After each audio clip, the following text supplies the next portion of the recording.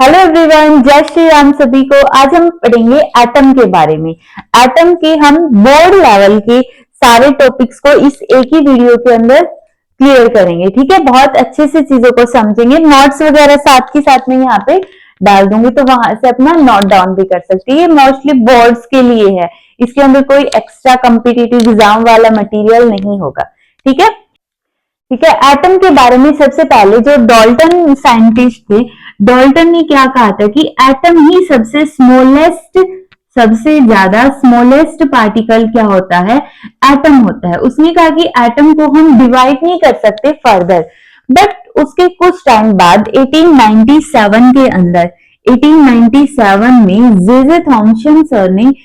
J Thomson ने जब electron की डिस्कवरी कर दी, तो ये वाला पॉइंट हो गया गलत। क्योंकि अगर एटम के अंदर इलेक्ट्रॉन है, दैट मीन्स एटम इनडिविजिबल तो नहीं है। क्योंकि डॉल्टन ने कहा कि एटम स्मॉलेस्ट पार्टिकल है जो कि डिविजिबल नहीं है, जो इनडिविजिबल है, मीन्स जिसको हम और फर्दर छोटे छोटे पार्टिकल में तोड़ ही नहीं सकते। सबसे स्मॉलेस्ट पार्टिकल एटम है, ये बात डॉल्टन ने कही थी। लेकिन 1897 में जब जे थॉम्सन ने इलेक्ट्रॉन की डिस्कवरी कर दी, तो वहां से पता चल गया कि ये इलेक्ट्रॉन नहीं है, इलेक्ट्रॉन छोटा पार्टिकल निकल गया एटम से भी। ठीक है, तो आज के टाइम पे भी हम मान के चलते हैं कि इलेक्ट्रॉन ही सबसे स्मॉलेस्ट पार्टिकल है जो इंडिपेंडेंटली एग्जिस्ट करता है। वैसे तो इससे स्मॉल पार्टिकल भी है, क्वार्क्स वगैरह, बट जो इंडिपेंडेंट वे में एग्जिस्ट करता है वो है इलेक्ट्रॉन। ठीक है, तो अब जब 1897 के अंदर जे थॉम्सन ने इलेक्ट्रॉन की डिस्कवरी कर दी, फिर क्वेश्चन ये राइज हुआ कि ठीक है, एटम के अंदर इलेक्ट्रॉन है, बट फिर एटम दिखता कैसे होगा? क्योंकि अगर मैं इसकी निब भी लूं, पेन की निब, तो इसमें भी मिलियंस में एटम प्रेजेंट है। तो जो चीज को हम बेयर आइज से देख ही नहीं सकते, उसकी स्ट्रक्चर को कैसे स्टडी किया होगा? ठीक है, तो सबसे पहले इसके बारे में बताने के लिए अब जे थॉम्सन ने 1897 में जब इलेक्ट्रॉन की डिस्कवरी की, तो इन्होंने ही एटम का फर्स्ट मॉडल दिया। और जो इन्होंने मॉडल दिया था उसका कोई एक्सपेरिमेंटल वेरिफिकेशन तो नहीं था, वो उन्होंने ऐसे ही जैसे कुछ नॉर्मल लाइफ से एग्जांपल्स उठा के एटम को एक्सप्लेन करने की कोशिश की। अब जैसे कि इस फिगर के अंदर दिखाया गया है वाटरमेलन, तो जे थॉम्सन सर ने कहा कि ये जो वाटरमेलन है, इसके अंदर जो रेड पार्ट है वो दिखाता है सारा का सारा पॉजिटिव चार्ज, और जिसके सीड्स हैं वो दिखाएंगे नेगेटिव चार्ज को, इलेक्ट्रॉन्स को। इसी तरह प्लम पुडिंग मॉडल की, जैसे हलवे के अंदर ड्राई फ्रूट्स रखे होते हैं ना, उसी तरह जो हलवा हो गया मींस पॉजिटिव चार्ज, और जो उसके ड्राई फ्रूट्स हो गए वो हो गए नेगेटिव चार्ज। तो जे थॉम्सन सर का ये जो मॉडल था, इसमें उन्होंने कहा था कि सिंपल है, सिंपल चीजों से उठा के रखते हैं कि पॉजिटिव चार्ज ऐसा, उस टाइम पे ना तो प्रोटॉन के बारे में पता था ना न्यूट्रॉन के बारे में पता था, सिर्फ इलेक्ट्रॉन पता था।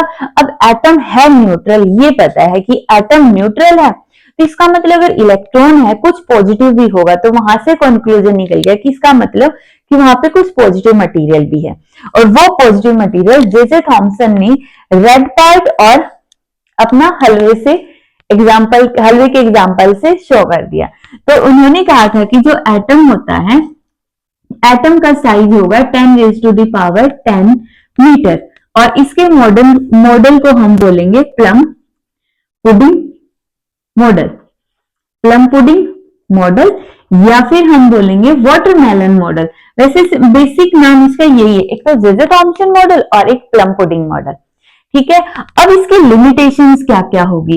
जो रदरफोर्ड का ये एक्सपेरिमेंट, सॉरी जे थॉम्सन का ये एक्सपेरिमेंट है, इसकी लिमिटेशंस है कि जब हम इससे नेक्स्ट टॉपिक पढ़ेंगे, रदरफोर्ड का अल्फा स्कैटरिंग एक्सपेरिमेंट, उस अल्फा स्कैटरिंग एक्सपेरिमेंट के अंदर जो लार्ज एंगल पे अल्फा पार्टिकल स्कैटर हो गए थे। ठीक है, अब इस पार्ट को स्किप कर सकते हो, पहले नेक्स्ट टॉपिक समझ के फिर वापस आ सकते हो। वैसे देख लो बस कि जब लार्ज अल्फा पार्टिकल स्कैटर हुए थे, उन पॉइंट्स को ये एक्सप्लेन ही नहीं कर पाया था कि क्यों अल्फा पार्टिकल लार्ज एंगल पे स्कैटर हुए। सेकेंड पॉइंट, इन्होंने ये भी नहीं बताया कि जो हमने स्पेक्ट्रल सीरीज ऑब्जर्व की हाइड्रोजन और दूसरे एटम्स के अंदर भी, जैसे Lyman, Balmer, Paschen, Brackett, Pfund, तो ये जो स्पेक्ट्रल सीरीज है उनका रीजन क्या है?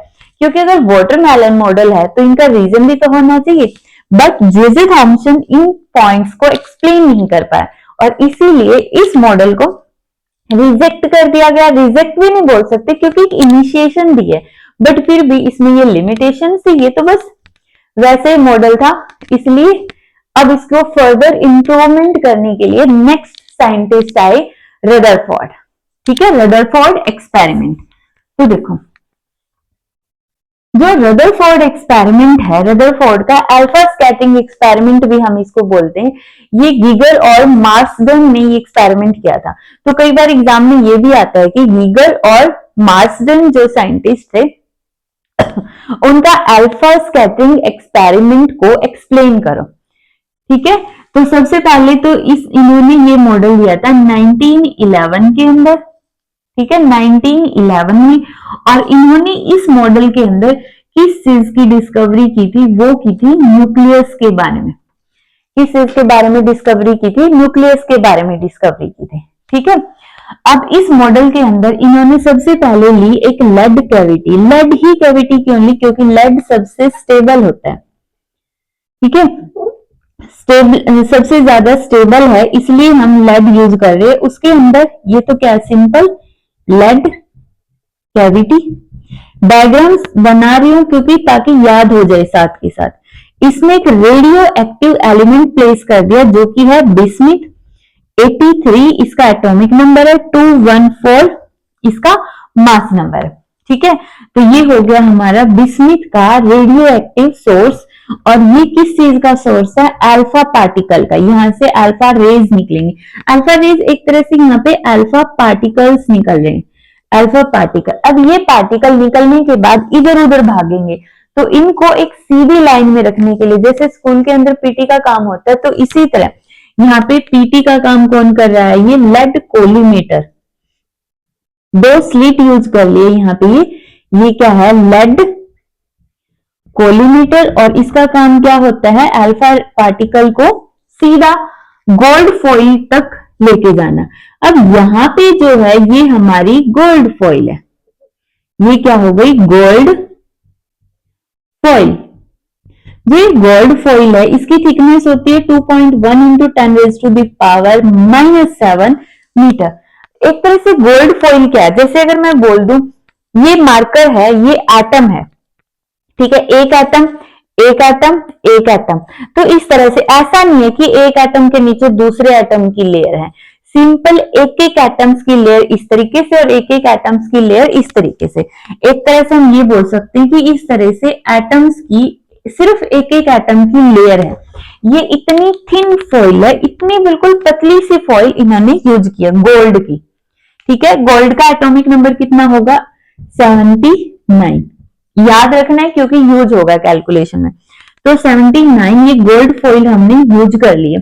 अब यहां से अल्फा पार्टिकल इस गोल्ड फॉइल के साथ स्ट्राइक करने वाले, इस पे अटैक करने वाले, इसके एटम्स के साथ कोलिजन करने वाले।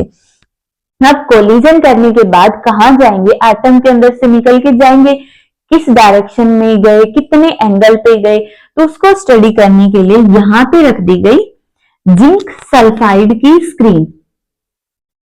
ठीक है, यहां पे जिंक सल्फाइड की ये स्क्रीन रख दी गई, जिंक सल्फाइड की स्क्रीन, और साथ में एक डिटेक्टर,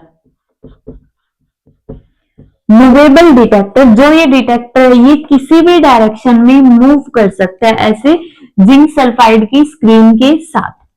ठीक है, अब यहां से जो ये अल्फा पार्टिकल की रेज आई, ठीक है, मोस्टली पार्टिकल 99% पार्टिकल तो क्या होंगे? बिल्कुल सीधा जाएंगे। और यहाँ पे अब जिंक सल्फाइड की स्क्रीन के ऊपर जैसे ही अल्फा पार्टिकल स्ट्राइक करेंगे, यहाँ पे ब्राइट स्पॉट मिलेंगे, मतलब एकदम से थोड़ी थोड़ी लाइट दिखाई देगी, जिसको हम ब्राइट स्पॉट या फिर सिंटिलेशंस भी बोलते हैं। ठीक है, अब इन्होंने क्या देखा कि जब ये पूरा एक्सपेरिमेंट हो रहा था, ठीक है, तो यहां से इन्होंने देखा कि बहुत मोस्टली पार्टिकल तो सीधा ही चले गए हैं और कुछ पार्टिकल्स ऐसे होंगे जो बिल्कुल सीधा ना जाके किसी पर्टिकुलर एंगल पे डिफ्लेक्ट हो जाएंगे। ठीक है, सबसे पहले तो देखो जो पार्टिकल बिल्कुल सीधा चले गए हैं, सबसे फर्स्ट पार्टिकल की most of particle strike straight to zinc sulphide screen. इसका मतलब क्या हुआ? इसका मतलब ये हुआ कि एटम के अंदर, atom has mostly vacant space कि एटम के अंदर बहुत सारा स्पेस खाली है। क्योंकि देखो, अगर मैं बोलूं यहां से मेरी फिंगर के अंदर से ये मार्कर बिल्कुल सीधा गया बिना डिफ्लेक्ट हुए, दैट मीन्स इसमें फिंगर्स के बीच में स्पेस था, तभी तो ये सीधा गया। क्योंकि अगर ऐसे जाता तो ये थोड़ा सा बेंट होके जाता, लेकिन हमने कहा इसमें स्पेस है तो ऐसे चला गया। अगर अल्फा पार्टिकल बिल्कुल स्ट्रेट जा रहे, mostly alpha particle, that means atoms में बहुत सारा खाली स्पेस है। जैसा कि यहाँ पे हमने दिखा दिया कि गोल्ड फॉइल के अंदर से एटम्स गए और मोस्टली सीधा जाके यहाँ पे जिंक सल्फाइड की स्क्रीन पे स्ट्राइक कर गए। उसके बाद सेकेंड पॉइंट हमने देखा कि 0.14%, ये जिसको डाटा ना भी याद रखना, क्योंकि कई बुक्स में ये डाटा वेरी कर जाता है, तो हम लिख सकते हैं कि very few alpha particle, very few alpha particle deviate more than 1 degree. 1 degree means थोड़ा बहुत 1 डिग्री के एंगल पे डिफ्लेक्ट हो जाएंगे। कुछ पार्टिकल्स ऐसे होंगे जो थोड़ा सा डेविएट हो गए, चलो कोई बात नहीं, थोड़ा बहुत पार्टिकल डेविएट हो गए, ठीक है। बट हमने देखा कि one alpha particle out of 8000 alpha particle, अगर 8000 अल्फा पार्टिकल को हम स्ट्राइक कर रहे हैं, उसमें से एक अल्फा पार्टिकल ऐसा होगा जो out of 8000 alpha particle which deviate more than 90 degree, जो ये हो गया 90 का एंगल, ठीक है, इससे ज्यादा एंगल पे। अब डिटेक्टर को यहां पे ले आओ और मेजर करो, यहां से देखो ये एंगल क्या हो गया, थीटा ग्रेटर देन 90 डिग्री। तो 8000 अल्फा पार्टिकल में से सिर्फ एक पार्टिकल ऐसा होगा जो 90 डिग्री से ज्यादा एंगल पे डिफ्लेक्ट होगा। अब यहां से स्टोरी स्टार्ट होती है कि ऐसा क्यों हुआ, क्यों? क्योंकि जो अल्फा पार्टिकल है, देखो अल्फा पार्टिकल होता क्या है, सबसे पहले तो ये देखते हैं। जो अल्फा पार्टिकल होगा, अल्फा होगा न्यूक्लियस ऑफ हीलियम। जो हीलियम एटम है उसके न्यूक्लियस को हम बोलेंगे अल्फा पार्टिकल, ठीक है। ये हो गया हमारे पास हीलियम, ठीक है, ये इसका एटॉमिक नंबर है, दैट मीन्स इसके अंदर 2 प्रोटॉन है। अगर न्यूट्रल है तो इसका मतलब 2 इलेक्ट्रॉन भी है, और 4 - 2 क्या हो गए, इसमें न्यूट्रॉन हो गए, ठीक है। अब इसके न्यूक्लियस में क्या है, न्यूक्लियस में 2 न्यूट्रॉन और 2 प्रोटॉन, और जो 2 इलेक्ट्रॉन है वो बाहर रिवॉल्व कर रही हैं। अब ये जो न्यूक्लियस है ना, इसको अल्फा पार्टिकल बोलते हैं। मतलब एक तरह से हीलियम इतना स्पेशल इंसान है, जैसे वो होते हैं ना अमीरों के कुत्तों के भी नाम होते हैं, तो यहाँ पे कुछ ऐसा ही है। वैसे एग्जाम्पल है कि एटम के न्यूक्लियस का भी नाम है, हीलियम एटम के न्यूक्लियस का भी नाम है, और हीलियम एटम के न्यूक्लियस का नाम क्या है, अल्फा पार्टिकल, ठीक है। अल्फा पार्टिकल जिसमें क्या है, 2 प्रोटॉन है और 2 न्यूट्रॉन है। तो अगर मैं बात करूं अल्फा पे चार्ज की, तो चार्ज कितना है, 2 प्रोटॉन का 2e, क्योंकि न्यूट्रॉन पे चार्ज होता नहीं है। और मास कितना है, मास हो गया 4m, क्योंकि जो प्रोटॉन का और न्यूट्रॉन का मास है वो लगभग सेम होता है, इसलिए अगर मैं एक प्रोटॉन के मास को m बोल दूं, तो यहाँ पे 2 प्रोटॉन 2m, 2 न्यूट्रॉन 2m, तो 4m इसका मास हो गया। ये भी याद रखना, न्यूमेरिकल्स में यूज होगा, ठीक है। अब यहाँ पे देखो हीलियम पे जो, सॉरी अल्फा पार्टिकल पे जो ये अल्फा पार्टिकल आ रही है, इन पे मास है 4m, ठीक है, जो कि अगर मैं बात करूं mass of alpha particle greater than होता है, अगर उस टाइम पे देखो न्यूक्लियस वगैरह के बारे में नहीं पता था, प्रोटॉन के बारे में भी नहीं पता था, उस टाइम पे हमें पता था कि एटम के अंदर इलेक्ट्रॉन्स घूम रहे होते हैं।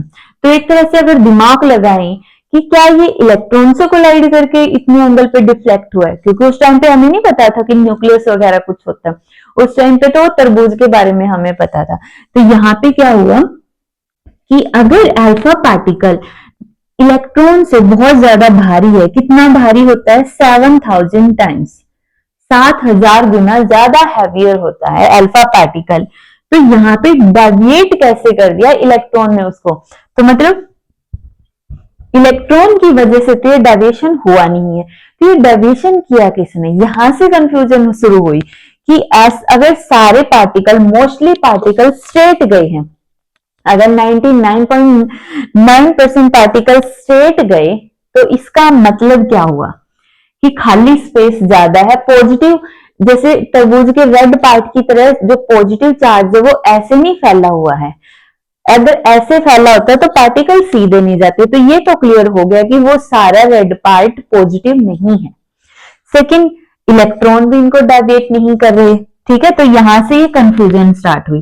और लास्ट का ये जो पॉइंट है, यहां से फोर्थ पॉइंट यहां से ये देंगे कि जितने भी अल्फा पार्टिकल जा रहे हैं वहां से एक या फिर मैक्सिमम 2 अल्फा पार्टिकल ऐसे होंगे, 1 अल्फा, ओवरऑल जितने भी पार्टिकल यूज कर रहे हैं उनमें से एक अल्फा पार्टिकल ऐसा होगा जो 180 डिग्री पे, 180 डिग्री कैसे, अल्फा ऐसे गए वापिस से इसी डायरेक्शन में बाउंस बैक करके, मीन्स वापिस से पीछे आ गया, ठीक है।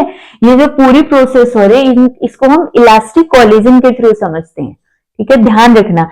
जो रदरफोर्ड का अल्फा स्कैटरिंग एक्सपेरिमेंट है, यहां से जो अल्फा पार्टिकल गोल्ड के एटम के साथ स्ट्राइक करेगा, कोलिजन करेगा, तो वो कौन सा कोलिजन होगा, इलास्टिक कोलिजन। इलास्टिक कोलिजन क्या होता है, जिसमें काइनेटिक एनर्जी और मोमेंटम और टोटल एनर्जी कंजर्व रहती है, चेंज नहीं होगी, कंजर्व रहेगी, कांस्टेंट होगी, ठीक है। तो 1 अल्फा पार्टिकल जब 180 डिग्री के एंगल पे डेविएट हो गया तो यहां से कंक्लूजन हुआ और यहां से डिस्कवरी हुई न्यूक्लियस की, ठीक है। ये वाला सारा रब कर दो, देखो यहां से ये जो लास्ट का पॉइंट है कि एक अल्फा पार्टिकल उसको ऐसा क्या दिख गया कि वो बिल्कुल बाउंस बैक कर गया, तो इसका मतलब बहुत स्ट्रॉन्ग चीज होगी ना अल्फा पार्टिकल के आगे। तो यहां पे फिर कंक्लूजन क्या निकाला, यहां से इसका कंक्लूड कैसे किया कि मोस्टली पॉजिटिव चार्ज, या फिर इंटायर लगा सकते हो, entire positive charge and mostly positive charge, mostly mass is located in a tiny central core of atom, ठीक है। तो उन्होंने कहा कि सारा का सारा, लगभग नहीं, सारा पॉजिटिव चार्ज और मोस्टली मास, क्योंकि इलेक्ट्रॉन तो नहीं इंक्लूड हुए ना उसमें, तो मोस्टली मास और सारा पॉजिटिव चार्ज एटम की एक छोटी सी सेंट्रल कोर के अंदर लाई करता है, ठीक है, जिसका नाम आगे जाके पड़ा न्यूक्लियस।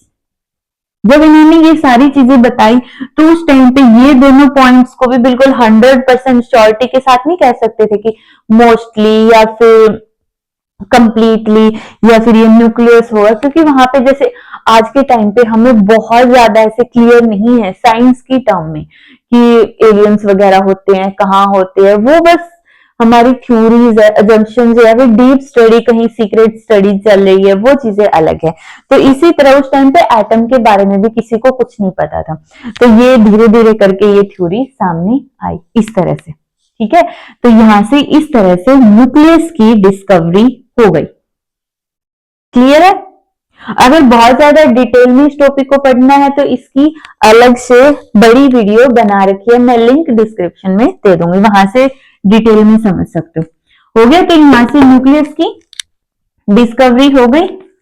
अब देखो कंक्लूजन भी निकल गया सारा, न्यूक्लियस की डिस्कवरी भी हो गई। अब यहां से क्या सिर्फ न्यूक्लियस की डिस्कवरी हुई?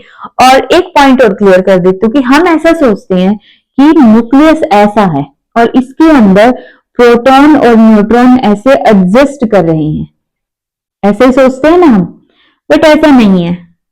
ठीक है, ये ऐसा नहीं है। इसको समझने के लिए ना कुछ ऐसे एग्जाम्पल देखो, जैसे हम कोई भी फ्रूट लेने जाते हैं तो रेडी के ऊपर वो फ्रूट जचा देते हैं ना, कुछ ऐसे करके, ये जैसे सेब ही जचा दी, वो ऐसे जचा दिए, मतलब ऐसा तो नहीं है कोई बाउंड्री हो और उसके अंदर वो रख रखे हो, वो रैंडमली ऐसे प्लेस करके रखा होता है, बिल्कुल क्लोज क्लोज।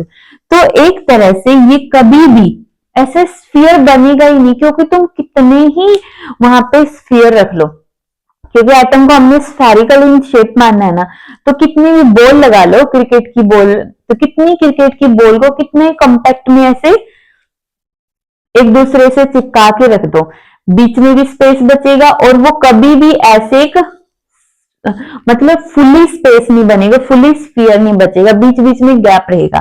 तो सबसे पहले ऐसा होता नहीं है न्यूक्लियस के अंदर, ये ऐसे रैंडमली प्लेस किए जाते हैं, ये हमेशा ये गैप रहेगा रियल में, और इसी को हम न्यूक्लियस बोलते हैं।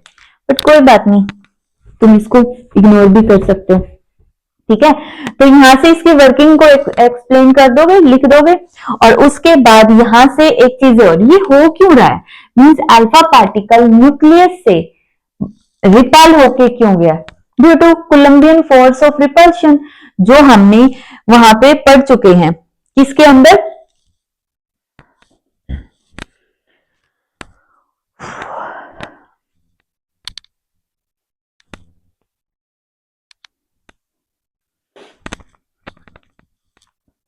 जो कि हम कोलंबियन इलेक्ट्रोस्टैटिक के अंदर पढ़ चुके हैं कि कोलंबियन फोर्स ऑफ रिपल्शन की अंदर क्या होता है कि पॉजिटिव पॉजिटिव चार्ज एक दूसरे को रिपेल करते हैं। अल्फा पे पॉजिटिव चार्ज है और गोल्ड के न्यूक्लियस पे भी पॉजिटिव चार्ज है, तो अल्फा पार्टिकल न्यूक्लियस से रिपेल हो जाएगा, और कितना फोर्स ऑफ रिपल्शन होगा उन दोनों के बीच में कि अल्फा पे चार्ज कितना होगा 2e, और न्यूक्लियस ऑफ गोल्ड के ऊपर Ze, Z की वैल्यू 79e है। ठीक है, बट हम Ze ही रखेंगे पूरी कैलकुलेशन में, डिवाइड बाई आर स्क्वायर। ठीक है, इतना फोर्स, रिपल्सिव फोर्स वो एक्सपीरियंस करेगा, तभी जाके ये वापस आ जाएगा। ठीक है, और यहाँ पे number of scattered alpha particle को अगर हमें डिफाइन करना हो तो directly proportional to Z square sine की पावर 4 थीटा बाई 2। अगर हमें देखना है कि थीटा की कोई भी एक वैल्यू को पुट कर दो, ये तो गोल्ड का न्यूक्लियस लिया तो 79, और गोल्ड एटम लिया, अगर ये कोई गोल्ड के बजाय किसी और मटेरियल की हो तो जेड चेंज हो जाएगा। तो यहां से उस एंगल की वैल्यू रख के हम देख सकते हैं कि उस एंगल पे कितने अल्फा पार्टिकल स्कैटर हुए हैं। ठीक है, तो ये था हमारे पास रदरफोर्ड का अल्फा स्कैटरिंग एक्सपेरिमेंट। क्लियर है, रब कर दो।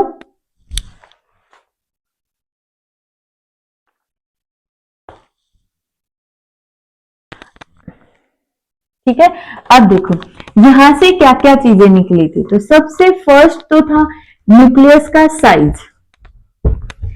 अब इसके साइज में भी बहुत बड़ी झोलझाल कर रखी है कि जितना हमें लगता है कि एक्यूरेटली इन्होंने साइज निकाल लिया था, उससे तो बहुत दूर था साइज निकालना, एग्जैक्ट नहीं था, बहुत ज्यादा एरर था, बट फिर भी इन्होंने एक ट्राई किया और निकल गया।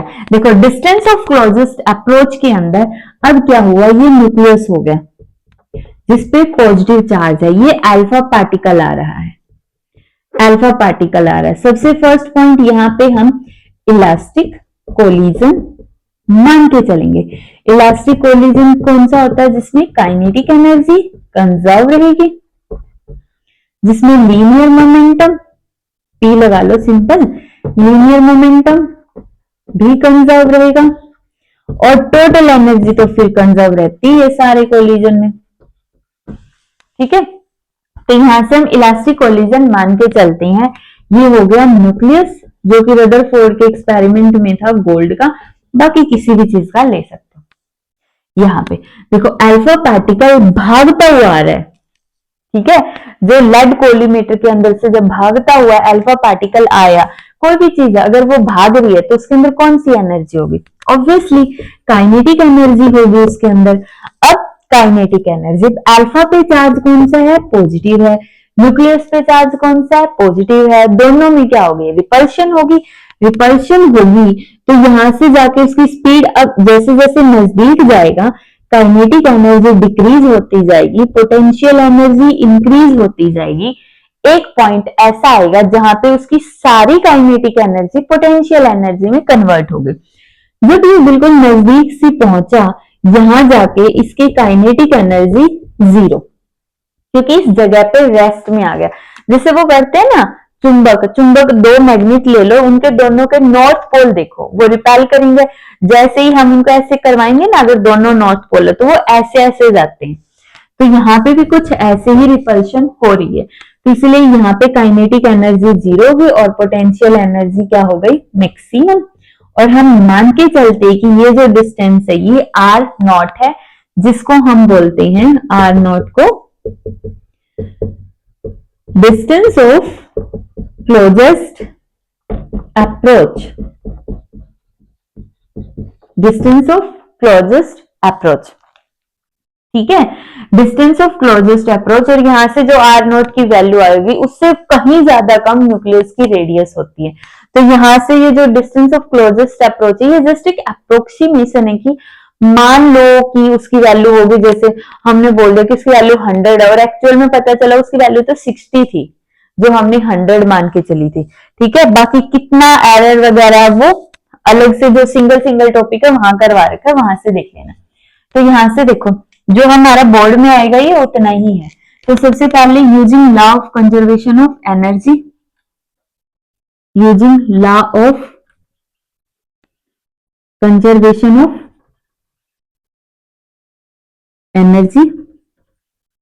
यहाँ पे ये अजम्पशन है, अजम्पशन ये है कि यहाँ से हम इलास्टिक कोलिजन मान रहे हैं और इनको हार्ड स्फीयर मान रहे हैं। हार्ड स्फीयर मतलब ऐसा नहीं है कि कोलिजन के बाद या फिर उनकी रिपल्शन की वजह से वो कंप्रेस वगैरह हो जाए, ये हार्ड स्फीयर और इलास्टिक कोलिजन हम कंसीडर करके चल रहे हैं।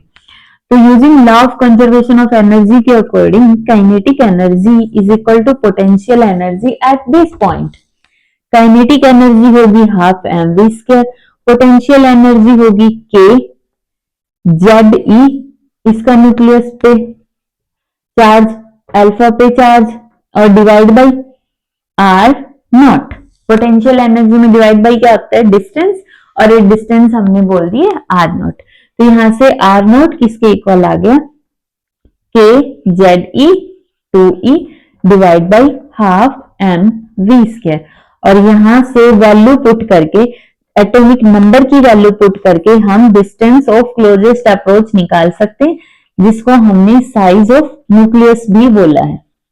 ठीक है, एक्चुअल में size of nucleus R naught से बहुत ज्यादा छोटा होता है, काफी छोटा होता है, बट फिर भी अब इतना छोटा एटम कोई नहीं देख सकते, न्यूक्लियस तो हमें वैसे ही नहीं दिखता है, तो वहां पे हम ऐसे ही बोलेंगे कि छोटा है। ठीक है, ये हो गया हमारा डिस्टेंस ऑफ क्लोजेस्ट अप्रोच, हो गया। नेक्स्ट है इंपैक्ट पैरामीटर। नेक्स्ट टॉपिक है हमारे पास इंपैक्ट पैरामीटर।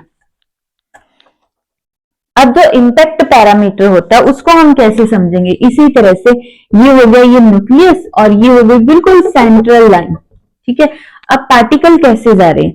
जो पार्टिकल बहुत दूर जा रहे थे सीधे गए, दूर जाने वाले पार्टिकल, फिर थोड़ा नजदीक आए, कोई रिपल्सन फील्ड नहीं, सीधे गए, फिर थोड़ा और नजदीक आने लगे। अब जैसे ही नजदीक आए इनमें रिपल्सन शुरू हो गई, अब ये रिपेल हो जाएंगे।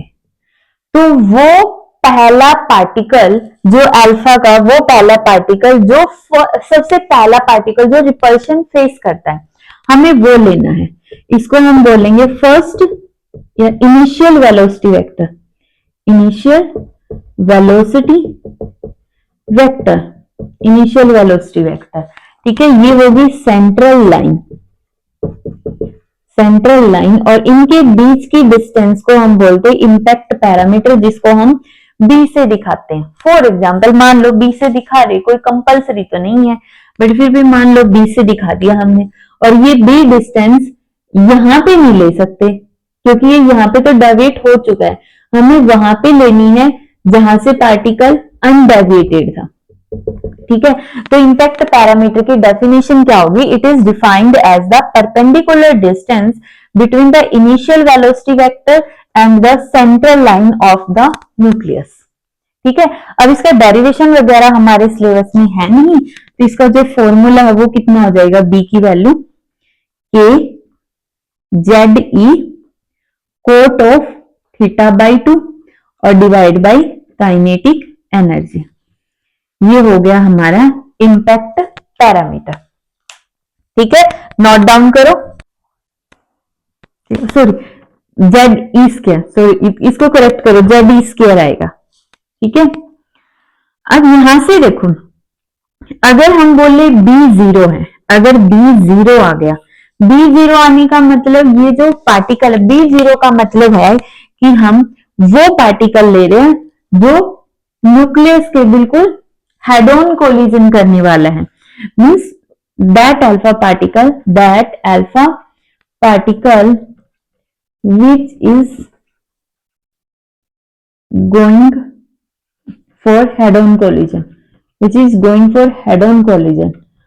जो बोल रहा है कि आजा हम कुश्ती करते, वो हेड ऑन कोलिजन वाला, कि एक अल्फा पार्टिकल है बिल्कुल सीधा इसके साथ कोलाइड करेगा। देखो ये इनिशियल है, फिर थोड़ा और नजदीक आएंगे, बी की वैल्यू कम होगी, जीरो कब होगी? जब पार्टिकल सीधा सेंट्रल लाइन से होता हुआ जाएगा, तब यहाँ पे बी की वैल्यू 0 हो जाएगी और उसको हम बोलेंगे कि हेड ऑन कोलिजन कर रहा है। तो उस टाइम पे थीटा कितना आएगा? अब यहाँ पे अगर बी 0 है तो सारी टर्म 0 हो गई, तो यहां से हम बोलेंगे कोट ऑफ थीटा बाई 2 भी 0 होगा, और यहां से हम देख लेंगे कि थीटा की वैल्यू कितनी हो जाएगी।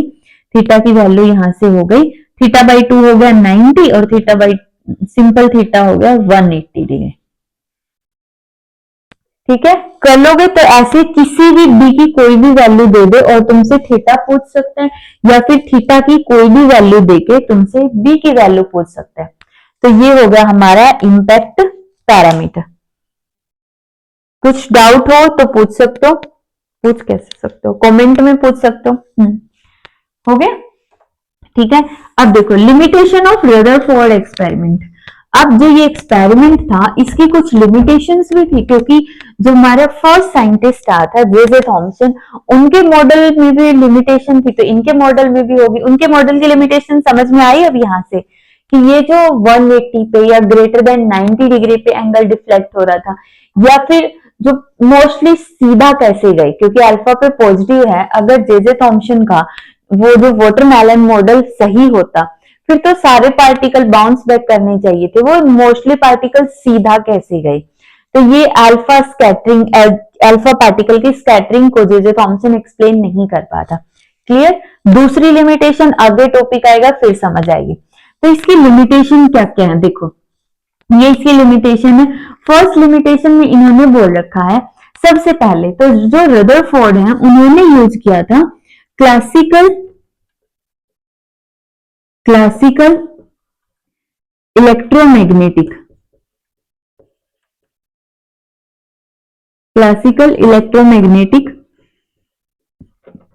थ्योरी को यूज किया था इन्होंने। ठीक है, कौन सी थ्योरी को? क्लासिकल इलेक्ट्रोमैग्नेटिक थ्योरी को यूज करके सारी इन्होंने एक्सप्लेनेशन दी थी, और इसी वजह से इसमें लिमिटेशन आई थी। तो इन्होंने क्या बोला? इन्होंने बोला कि ये न्यूक्लियस है और एक इलेक्ट्रॉन है, वो एक्सेलरेट कर रहा है, the electron is accelerating around the nucleus. और लोरेंज की इलेक्ट्रोमैग्नेटिक थ्योरी क्या बोलती है कि कोई भी पार्टिकल अगर एक्सेलरेट कर रहा है, दैट मीन्स वो एनर्जी रिलीज करेगा। एनर्जी रिलीज हो रही है, यहां से एनर्जी रिलीज होगी तो अगला ऑर्बिट इससे छोटा होगा, फिर एनर्जी रिलीज होगी, अगला ऑर्बिट फिर इससे छोटा होगा, फिर एनर्जी रिलीज होगी, अगला ऑर्बिट इससे भी छोटा होगा, फिर एनर्जी रिलीज होगी, और फिर ऐसे करते करते ये न्यूक्लियस में इलेक्ट्रॉन गिर जाएगा। ठीक है, ये लोरेंज की इलेक्ट्रोमैग्नेटिक थ्योरी बोलती है कि एक्सेलरेटिंग पार्टिकल हमेशा एनर्जी रिलीज करता है। तो यहाँ पे एनर्जी रिलीज करेगा तो ऑब्वियसली उसका ऑर्बिट छोटा होता जाएगा और इलेक्ट्रॉन न्यूक्लियस में गिर जाएगा, जो कि सही नहीं है, क्योंकि अगर सारे इलेक्ट्रॉन न्यूक्लियस में गिरने लग गए तो एटम अनस्टेबल हो जाएगा, और अगर एटम अनस्टेबल है दैट मीन्स जो पूरा का पूरा एटम कोलैप्स हो गया, पूरा का पूरा यूनिवर्स कोलैप्स हो जाएगा, सारा का सारा अनस्टेबल हो जाएगा। बट ऐसा कुछ नहीं है, सब स्टेबल है। तो यहाँ पे इस वजह से ये इसकी फर्स्ट लिमिटेशन थी। सेकंड लिमिटेशन इन्होंने इनके इसके अकॉर्डिंग तो हमें कंटिन्यूअस स्पेक्ट्रा मिलना चाहिए, कंटिन्यूअस स्पेक्ट्रा मिलना चाहिए। क्यों? क्योंकि हर बार जब ये रिवॉल्व कर रहा है तो यहाँ से रेडिएशंस निकल रही है, तो ऑलमोस्ट हर एक वैल्यू की फ्रीक्वेंसी, हर एक वैल्यू की एनर्जी निकलेगी, क्योंकि एनर्जी का फॉर्मूला क्या है, H nu। तो इसका मतलब हर एक वैल्यू की फ्रीक्वेंसी निकलेगी, और जब हम इस एनर्जी को ग्राफ पे प्लॉट करेंगे तो हमें कंटिन्यूअस स्पेक्ट्रा मिलेगा। ठीक है समझे? क्योंकि यहाँ पे ये ऑर्बिट छोटा कैसे होगा कि अगर पहला ऑर्बिट 10 जूल का था तो उसमें से 1 जूल की लाइट निकल गई तो 9 जूल का आना चाहिए ना। तो इस तरह से एक तरह से हमें कंटिन्यूअस स्पेक्ट्रा मिलना चाहिए, बट हमने जब देखा एक्सपेरिमेंटली तो हमें लाइन स्पेक्ट्रा मिला, ना कि continuous spectra.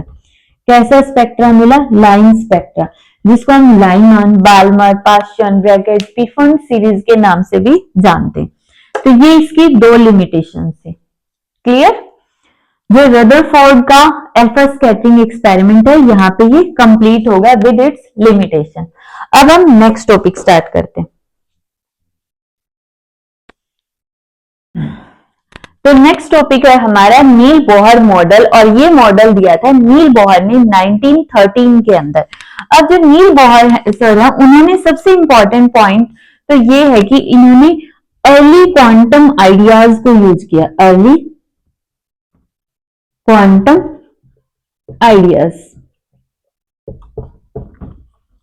Early quantum ideas को यूज किया। पहले जो रदरफोर्ड थे उन्होंने कौन से आइडियाज को यूज किया था? उन्होंने क्लासिकल मैकेनिक्स के और लोरेंट्ज की इलेक्ट्रोमैग्नेटिक थ्योरी को यूज करके अपना मॉडल दिया था। तो इन्होंने कहा कि एटम इतना छोटा पार्टिकल है तो वहां पे हम क्लासिकल थ्योरी अप्लाई नहीं कर सकते। तो उस टाइम तक जितनी भी क्वांटम थ्योरी अवेलेबल थी, क्वांटम मैकेनिक्स जितनी भी यूज में थी, तो वहां से उन्होंने कुछ आइडियाज उठाए और एटम पे अप्लाई कर दिए। वैसे भी एटम इतना स्मॉल पार्टिकल है तो ऑब्वियसली वो क्वांटम मैकेनिक्स के थ्रू ही एक्सप्लेन किया जाएगा। तो यहां से देखो इन्होंने कुछ लिमिटेशंस को रिमूव कर दिया, बट इनके मॉडल में भी बहुत सारी कमियां थी जिनको आने वाले बहुत सारे साइंटिस्ट ने इंप्रूव करके दिया, जो आगे फर्दर ग्रेजुएशन के अंदर हम पढ़ेंगे। ठीक है, तो सबसे पहला इसका पॉइंट था कि जो एटम होता है वहां पे एक सेंट्रल न्यूक्लियस होगा जिसके अराउंड में इलेक्ट्रॉन रिवॉल्व करते रहेंगे, और इलेक्ट्रॉन रिवॉल्व करेंगे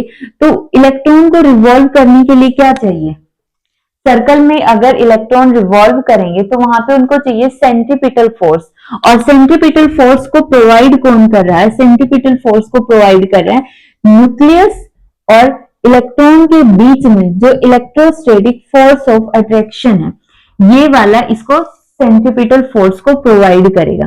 तो M V square R divide by R is equal to K Z E, और इलेक्ट्रॉन पे charge E divide by R square.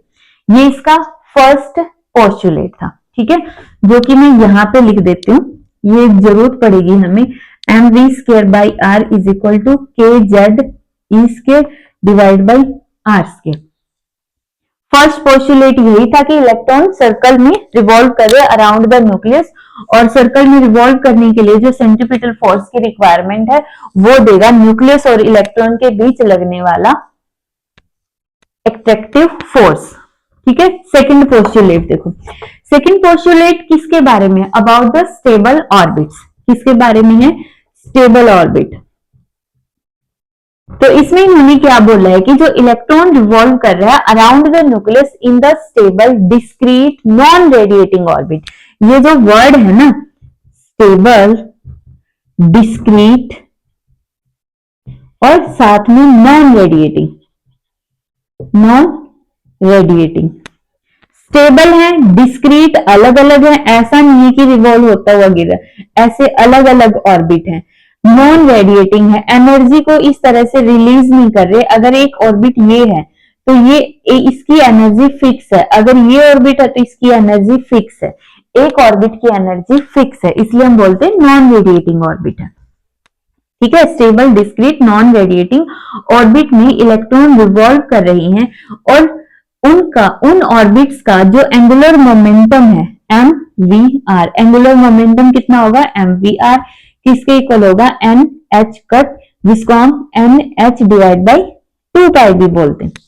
ठीक है, तो इन्होंने कहा कि electron are revolving in the stable discrete non radiating orbit whose angular momentum is integral multiple of H divide by 2 pi. तो इसका सेकेंड और कॉन्सेप्ट है, पोस्टुलेट है, NH divide by 2 pi. First postulate में बता कि इलेक्ट्रॉन घूम क्यों रहा है, घूम क्यों रहा, उसको फोर्स कौन दे रहा है। सेकंड ऑर्बिट में बताया, सेकंड पोस्टुलेट में बताया कि जो इलेक्ट्रॉन जिस ऑर्बिट में घूम रहा है ना, उस ऑर्बिट के बारे में बताया कि उसका मोमेंटम कितना होगा। पहला फोर्स के बारे में, दूसरा मोमेंटम के बारे में, तीसरा एनर्जी के बारे में। ठीक है, तो थर्ड पोस्टुलेट देखो। थर्ड पोस्टुलेट में इन्होंने रदरफोर्ड के उस लिमिटेशन को दूर करते हुए कहा कि जिस तरह रदरफोर्ड के मॉडल के अंदर इलेक्ट्रॉन अगर रिवॉल्व करता एनर्जी को रिलीज करके न्यूक्लियस में गिर रहा था, तो यहाँ पे ऐसा कुछ नहीं होता। हर एक ऑर्बिट की जो एनर्जी है वो फिक्स है, मतलब नॉन रेडिएटिंग ऑर्बिट है, स्टेशनरी ऑर्बिट है या स्टेबल ऑर्बिट है, सारे नाम इसी के हैं। तो इन्होंने कहा कि इलेक्ट्रॉन सिर्फ उसी टाइम पे एनर्जी को रिलीज करेगा जब वो एक ऑर्बिट से दूसरे ऑर्बिट में जाएगा। जैसे न्यूक्लियस, फर्स्ट ऑर्बिट की एनर्जी E1, सेकंड की एनर्जी E2, थर्ड की एनर्जी E3।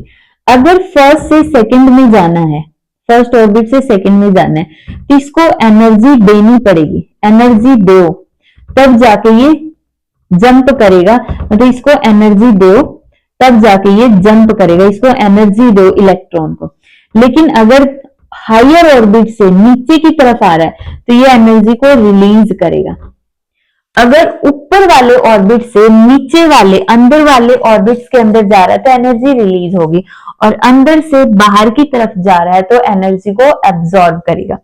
ये था हमारा थर्ड पोस्टुलेट। और ये डिफरेंस कितना होगा, मान लो फॉर एग्जांपल वैसे समझाने के लिए बोलो, ये 1 जूल है और ये 3 जूल है, तो इसको 2 जूल एनर्जी दो, बाहर से इसको 2 जूल एनर्जी दो, जब इसकी 3 जूल हो जाएगी तो यहाँ पे ये जंप कर गया।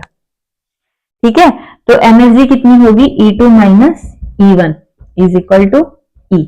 E2 minus E1 is equal to E। ये एनर्जी या तो रिलीज होगी या फिर हमें देनी पड़ेगी, डिपेंड कि वो किस ऑर्बिट से किस ऑर्बिट में जा रहा है। क्लियर? बोहर के तीनों पोस्टुलेट हो गए, इन दोनों की हमें जरूरत पड़ने वाली है। अब देखो, अब नील बोहर मॉडल से हमने निकाला था रेडियस, वेलोसिटी और फ्रीक्वेंसी और एनर्जी। तो सबसे पहले हम देखते हैं इसकी रेडियस ऑफ ऑर्बिट्स। तो रेडियस ऑफ ऑर्बिट के लिए सबसे पहले सेकंड पोस्टुलेट लेते हैं, mvr is equal to NH divide by 2 pi. हमें क्या निकालनी है, रेडियस। तो रेडियस का उल्टा वेलोसिटी, उल्टा मतलब ऐसे नहीं, मतलब दो ही टर्म मेन है, रेडियस और वेलोसिटी। रेडियस निकालनी है ना, तो सेकंड पोस्टुलेट से वेलोसिटी निकाल लो, NH divide by 2 pi mr, और फर्स्ट पोस्टुलेट में पुट कर दो mv square by r is equal to kze square divide by r square. First postulate ये है, इसके अंदर सेकंड पोस्टुलेट से जो v की वैल्यू निकाल ली है पुट करो। पहले तो r से r गया, ठीक है, तो ये तो खत्म ही हो गया, ये सिर्फ r बच गया। ठीक है, m v square means n square h square 4 pi square m square r square is equal to kze square divide by r। अब जो चीजें कैंसिल हो रही है कैंसिल करो, r से r गया। ठीक है, हमें किसकी वैल्यू चाहिए, अब रेडियस के टॉपिक में रेडियस की चाहिए, रेडियस को उस तरफ ले जाओ, r एक m से एक m कैंसिल, r की वैल्यू किसके equal I, n square h square divide by 4 pi square m, और kze स्क्वायर नीचे आ गया और r चला गया ऊपर, तो ये आ गई रेडियस। रेडियस क्या है, directly proportional to N square और radius inversely proportional to Z.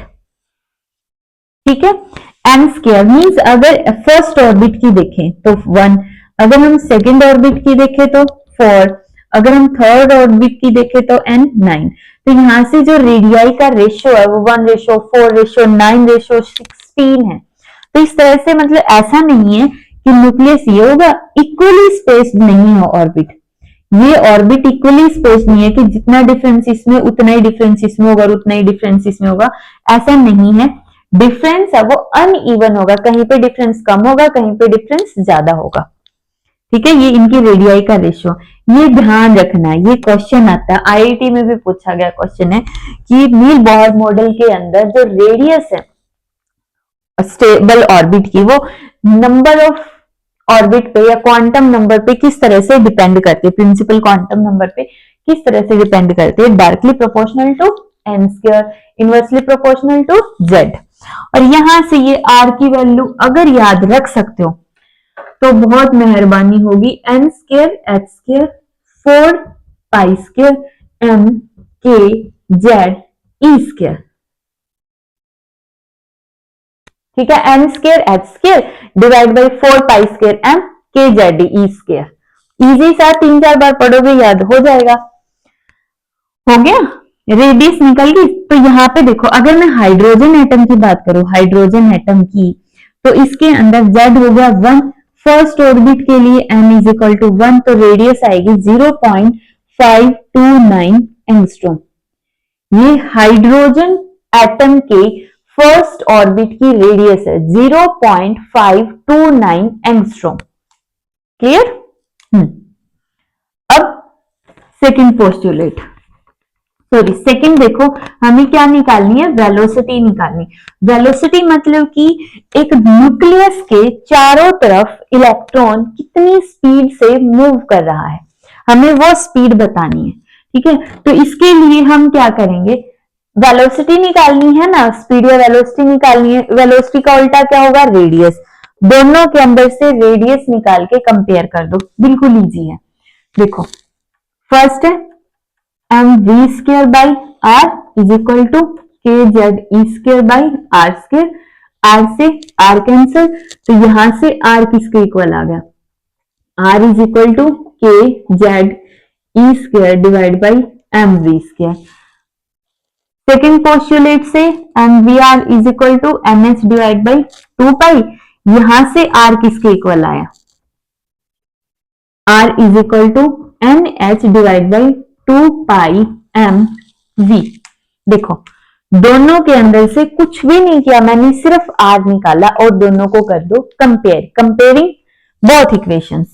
क्या बना, K Z E square divide by M V square और यहां से N H divide by 2 pi M V. जो कैंसिल हो रहा है कैंसिल करो, एम से एम, वी से वी। ठीक है, हमें चाहिए v, तो यहां से आ गया के जेड ई स्क्वायर और 2 पाई, यहां से ऊपर गया 2 पाई के जेड ई स्क्वायर और ये एन एच आ गया नीचे, तो यहां से ये आ गया वेलोसिटी का। वेलोसिटी का याद ना भी रखो चल जाएगी, ठीक है, कोई प्रॉब्लम नहीं है, लेकिन रेडियस का याद रखना है। तो यहां से डायरेक्ट रिजल्ट डेरिवेशन से तो हो ही गया, v डायरेक्टली प्रोपोर्शनल है z और इनवर्सली प्रोपोर्शनल है n के। देखो, रेडियस में क्या था, directly proportional to n square, inversely proportional to z। Velocity में directly proportional to z, inversely proportional to n। हो गया, ये हो गया वेलोसिटी। जब हम इसके अंदर वही हाइड्रोजन के केस में देखेंगे कि इलेक्ट्रॉन फर्स्ट ऑर्बिट में कितनी स्पीड से घूम रहा है, हाइड्रोजन के केस में z1 n is equal to 1, जब हम v निकालेंगे तो आएगा 2.2 इंटू 10⁻⁶ मीटर पर सेकेंड। इतनी हाई स्पीड से एक सेकंड में 2.2 इंटू 10⁻⁶ मीटर पर सेकेंड। अगर हम इसको खोल लें तो 5 और इसको खोलें तो 2200 किलोमीटर सिर्फ एक सेकेंड में 2200 किलोमीटर की स्पीड से इलेक्ट्रॉन एक ऑर्बिट में रिवॉल्व कर रहा है, इतनी हाई स्पीड से। और ये जो स्पीड है सी के कंपैरिजन में देखेंगे तो कितनी है, ये स्पीड हो जाएगी, अगर सी की स्पीड जो कि 3 इंटू 10⁸ है उसको मैं 137 से डिवाइड कर दूं तो हमारे पास यही वैल्यू आएगी। तो इसको हम ये जो ऐसे बोल सकते हैं 137, ठीक है। और इसको थोड़ा सा अगर और खोलोगे तो इसको बोल दो V is equal to C alpha, where alpha is equal to 1/37, C speed of light और 37 तो इतना ही आएगा। अल्फा को हम बोलते हैं फाइन स्ट्रक्चर कांस्टेंट। अल्फा क्या होगा हमारे पास, fine structure constant, fine structure constant. Important है ये, पेपर में सीबीएसई बोर्ड में पूछा जा चुका है। फाइन स्ट्रक्चर कांस्टेंट के बारे में बताओ, इसकी वैल्यू बताओ, ये इसके बारे में मतलब इसकी सिग्निफिकेंस बताओ। हो गया, वेलोसिटी निकल गई, यहां से ये पॉइंट क्लियर हो गए, फॉर्मूला भी हो गया क्लियर, ठीक है। अब हम देखते हैं फ्रीक्वेंसी ऑफ इलेक्ट्रॉन। हमने ये तो देख लिया कि वो इतनी हाई स्पीड से मूव कर रहा है, अब हम ये भी देख लेते हैं कि वो एक सेकंड में कितने रिवॉल्यूशन कंप्लीट कर देता है, क्योंकि अगर एक सेकंड में 2.2 इंटू 10⁶ मीटर पर सेकंड की स्पीड से रिवॉल्व कर रहा है और एटम तो इतना छोटा सा है, ठीक है, तो उसके अराउंड में जो न्यूक्लियस के अराउंड में इलेक्ट्रॉन रिवॉल्व कर रहा होगा तो साइकिल कितने कंप्लीट कर देगा, राउंड कितने लगा देगा वो एक सेकंड के अंदर। तो इसके लिए हम स्टार्ट करते हैं, हमारे पास लीनियर वेलोसिटी का फॉर्मूला क्या होता है, आर इंटू ओमेगा। यहां से हमारे पास ओमेगा किसके इक्वल आ गया, 2 पाई न्यू, यहां से v divide by 2 pi R nu, ठीक है। सिंपल है, लीनियर वेलोसिटी से शुरू करो, ओमेगा की फॉर्म में। लीनियर वेलोसिटी क्या होती है, R into angular velocity, put करो फ्रीक्वेंसी। अब यहां से देखो v as it is 2 pi R, ठीक है, v की वैल्यू पुट करो यहां पे,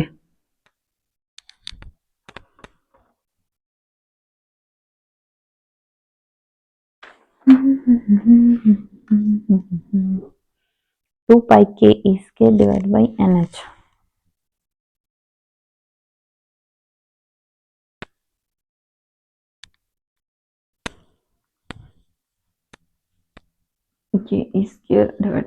v की वैल्यू पुट करो 2 pi K E square divide by N H, Z भी रख सकते हो, और डिवाइड में 2 pi R as it is, और ये आ गया न्यू। 2 पाई से 2 पाई कैंसिल, कितना बचा, K Z E square divide by N H R nu. देखो अगर डेरिवेशन आ गया तो यहाँ पे हमारे पास ये डाटा होगा v की वैल्यू कितनी है, वरना तो r और v की वैल्यू याद रख सकते हो, बट r की थोड़ी ज्यादा जरूरी है इसलिए मैंने इधर लिख दी थी। हो गया। अब यहां से देखो अगर हम फ्रीक्वेंसी की बात करें तो फ्रीक्वेंसी डायरेक्टली प्रोपोर्शनल है z के, नहीं लिख सकते z के डायरेक्टली प्रोपोर्शनल है, क्यों नहीं लिख सकते, क्योंकि यहाँ पे फ्रीक्वेंसी z के तो डायरेक्टली प्रोपोर्शनल है बट साथ में n और r के भी है। ध्यान से समझना, ये इंपॉर्टेंट है, very very very important frequency वाला, क्योंकि इसमें r आ गई इसलिए मैं z और n के डायरेक्ट नहीं बोल सकती हूँ कि डायरेक्टली इसके प्रोपोर्शनल है। यहां से z है और n है, r की देखो r क्या है, n square divide by z, तो आ गया z square divide by n cube, z square divide by n cube.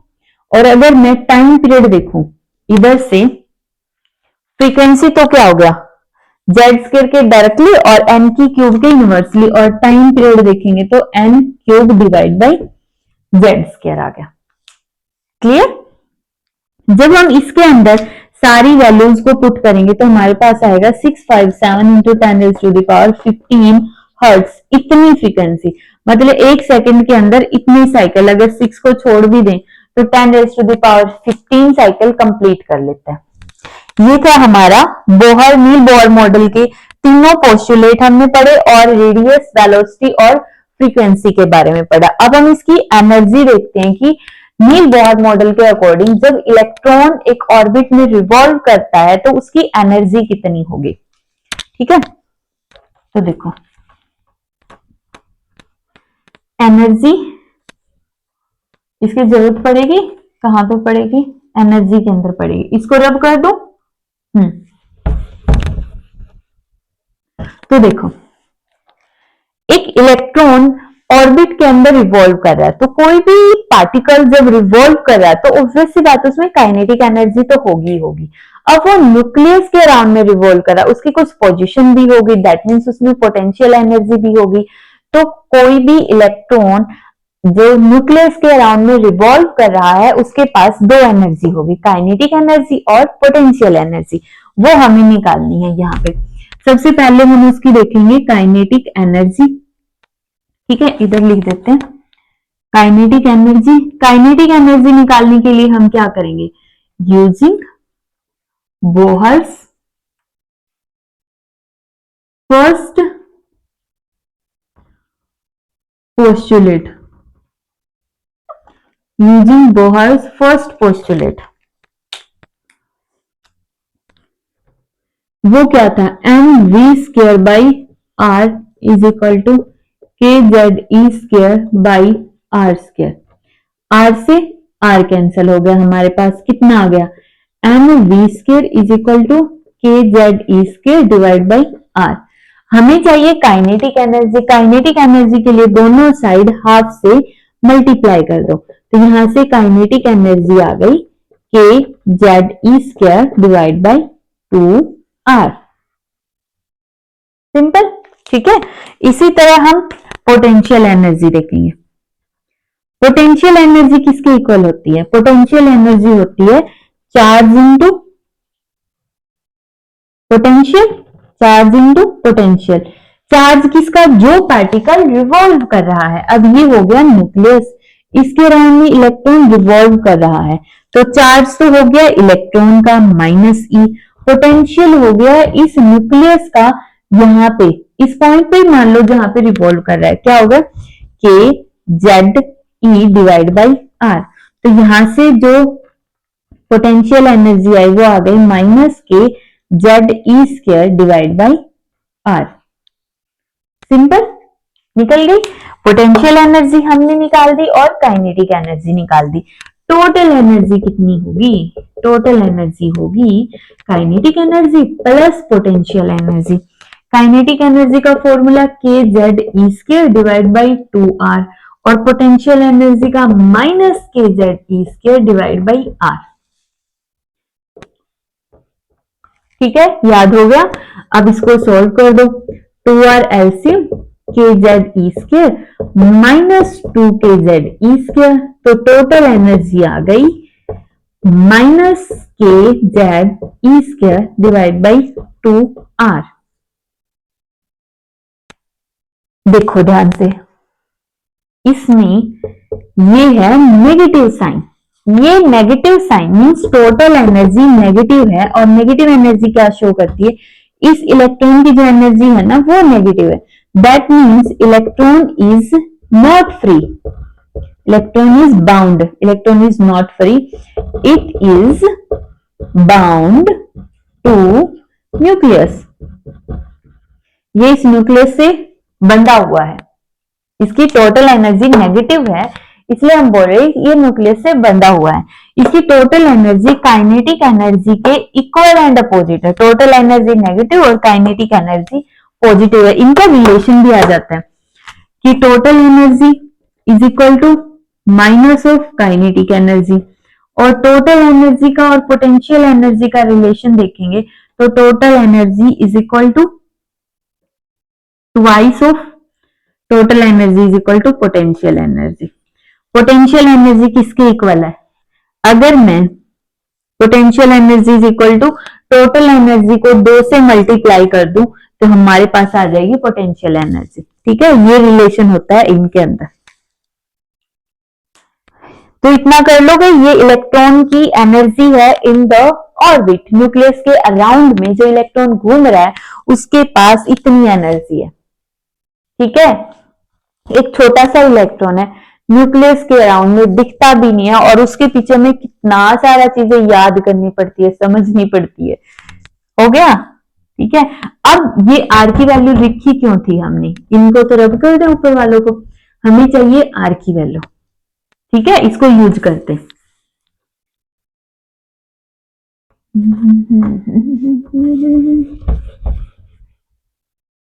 O shit shit shit shit shit, total energy का फॉर्मूला ही हमने रब कर दिया है, minus K Z E square divide by twice of R. ये था हमारे पास टोटल एनर्जी का फॉर्मूला। अब यहां से ये आर की वैल्यू पुट कर दो इसमें, K Z E square divide by 2, R की वैल्यू यहां से एन स्क्वायर एच स्क्वायर और 4 pi square M K Z E square. ठीक है, जिसको याद ना हो, वैसे तो याद करोगे दी बेस्ट है, याद ना हो तो इसका मैं एक तरीका बता दूंगी एग्जाम में लिखने का, पहले इसको सोल्व कर लो। यहां से आ जाएगा 4 pi square M, 4 pi square M तो हो गया, के 2 बार है तो के स्क्वायर, जेड भी 2 बार है जेड स्क्वायर, ई की power 4 divide by twice of M square H square. ठीक है, अगर मैं 2 से कैंसिल कर दूंगी इधर आ जाएगा 2। ठीक है, हो गया। यहां से तुम डायरेक्ट ऐसे लिख सकते हो 2m pi square K square Z square और ई की पावर 4 और divide by M square H square. यहां पे पावर 1, इन तीनों की पावर 2 और फिर इसकी पावर हो गई 4। ये आ गई हमारे पास टोटल एनर्जी, जिसको हम मान लो दिखा रहे हैं ई से। ये आर की इतनी ही वैल्यू थी बस। क्लियर है, हो गया। अब यहां से देखो, जब हम इलेक्ट्रॉन की एनर्जी निकाले तो मास ऑफ इलेक्ट्रॉन पुट करो, पाई पुट करो, के पुट करो, जेड पुट करो, ई पुट करो। ठीक है, जेड तो फिर भी रख लो, एन स्क्वायर को भी रख लो, एच की वैल्यू पुट करो। जब इन सारों की वैल्यू पुट करेंगे तो ई आ जाएगा -13.6 electron volt Z square divide by N square. जब इन सभी की वैल्यू को हम पुट करेंगे इलेक्ट्रॉन के लिए तो हमारे पास एनर्जी आ जाएगी इतनी। हो गया। अब देखो, अगर जिसको ये आर की वैल्यू नहीं याद, सबको नहीं करना, मतलब जो नहीं याद रख सकते तो पेपर में डायरेक्ट लिख देना, by using the value of R we get this. ठीक है, मार्क्स तो इसके भी नहीं कटेंगे, बट अगर सोच रहे हो कि बिल्कुल पूरे पूरे मार्क्स आए, अच्छे मार्क्स आए, तो अपनी वैल्यू पुट कर देना, सिंपल। ठीक है, हो गया। जेड की वैल्यू अगर हाइड्रोजन लेंगे तो जेड की वैल्यू 1 आ जाएगी, तो हमारा आंसर आ जाएगा 13.6 electron volt divide by N square. ये आ गई हाइड्रोजन के केस में इलेक्ट्रॉन की एनर्जी, और ये है नेगेटिव। ठीक है, यहां से अगर हम देखें फर्स्ट ऑर्बिट की, कि न्यूक्लियस के अबाउट में ये फर्स्ट ऑर्बिट है, यहाँ पे n1 है, तो एनर्जी आ जाएगी -13.6 इलेक्ट्रॉन वोल्ट। सेकेंड ऑर्बिट, तो यहां से -13.6 डिवाइड बाई 2 का स्क्वायर, क्योंकि सेकेंड में हमारी n की वैल्यू 2 होगी तो 2 का स्क्वायर 4, तो यहां से आ जाएगी -3.4 इलेक्ट्रॉन वोल्ट। जो फर्स्ट ऑर्बिट है इसको हम बोलते हैं ground state, ground state. Second orbit को बोलते हैं first excited state, first excited state बोलेंगे। ठीक है, इस तरह E3 E4 वगैरह निकाल सकते हो। जो फर्स्ट ग्राउंड स्टेट है, यहाँ पे एनर्जी सबसे ज्यादा होती है नेगेटिव के अंदर। ठीक है, highest energy in the negative, negative के अंदर हाईएस्ट एनर्जी होगी। हो गया, हमने एनर्जी पढ़ ली। अभी हमें स्पेक्ट्रा पढ़ना है, जो नील बोहर मॉडल ने दिया था ना, वो हाई लाइमन बाल्मर पाशियन ब्रैकेट पिफंड, ये पेपर में आएगा और इसका न्यूमेरिकल तो 100% आएगा, लिख रहे हो ये चीज। ठीक है, 100% न्यूमेरिकल आता है लाइमन बाल्मर पास्चन सीरीज के ऊपर। तो हम स्पेक्ट्रा देखते हैं। देखो नेक्स्ट देखेंगे ओरिजिन ऑफ स्पेक्ट्रल लाइंस की जो स्पेक्ट्रल लाइंस हमें एटम के अंदर मिलती है उनका ओरिजिन कहां से है। देखो जब कोई भी इलेक्ट्रॉन है वो एक्साइटेड स्टेट से ग्राउंड स्टेट में जाता है, मीन्स आउटर ऑर्बिट से इनर ऑर्बिट में जाता है, तो रेडिएशंस रिलीज होगी। यहां से इलेक्ट्रॉन इधर गया तो यहां से क्या होगी, लाइट है जो मीन्स रेडिएशंस है वो बाहर निकलेगी, एनर्जी बाहर निकलेगी। तो यहाँ पे हमें पता है कि एनर्जी का फॉर्मूला किसके इक्वल होगा, आउटर ऑर्बिट की एनर्जी ज्यादा होती है, इनर की कम होती है, इसीलिए वो रेडिएशंस निकालता है। मीन्स जितनी एक्स्ट्रा एनर्जी है, E2 की एनर्जी ज्यादा है, E1 की एनर्जी कम है, तो E1 के अंदर शिफ्ट होने के लिए इसको जो एक्स्ट्रा एनर्जी है वो बाहर निकाल देगा। तो E किसके इक्वल हो गया, E2 माइनस E1। अब फॉर्मूले में पुट कर दो E2 की वैल्यू, यहाँ पे ये एनर्जी का फॉर्मूला हमने अभी देखा था किसके इक्वल होगा, 2 पाई square m k square z square e की पावर 4 डिवाइड बाई सेकेंड है, तो n2 का स्क्वायर और h स्क्वायर माइनस, अब माइनस पहले से ये तो प्लस, तो फिर से 2 पाई square m k square z square e की पावर 4 डिवाइड बाई n1 का स्क्वायर h स्क्वायर। यहां से जो चीज कॉमन निकल रही है कॉमन निकालो सबसे पहले, तो 2 पाई square m k square z square e की पावर 4 n नहीं निकलेगा h स्क्वायर, ठीक है। n1 को पहले लिख दो, पॉजिटिव टर्म है, n1 का स्क्वायर माइनस n2 का स्क्वायर, ठीक है। ये हो गया h c by lambda, E is equal to h nu जो होता है h c बाई लैम्डा।